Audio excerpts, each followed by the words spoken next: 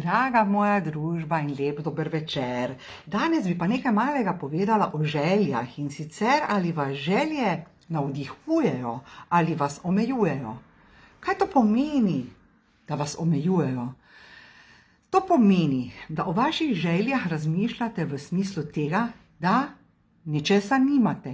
In takrat, ko razmišljate, ves čas, tega nimam, nimam tega avta, nimam takega stanovanja, nimam take sedežne, nimam, potem vedno več nimate.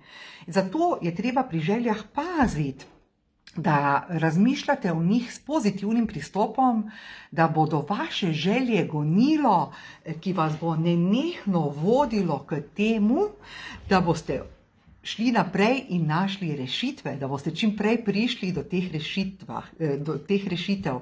In zato je treba svoje želje spraviti do tega, da o njih razmišljate z visokimi vibracijami, z pozitivnim pristopom, da bodo vaše želje postale uresničljive in da boste našli rešitve, da čim prej pridete do teh želja.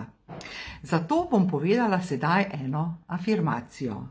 Moje želje mi dajejo krila. Evo, moje želje mi dajejo krila, to je ena afirmacija, ki vas bo spodbudila k temu, da boste o svojih željah razmišljali na pozitiven način, na osrečujoč način, da se boste počutili, kot da že vse imate, in takrat bodo na veliko pričele k vam prihajati rešitve, da boste pa do teh stvari, reči ali pa občutkov, ki si jih želite, tudi prišli.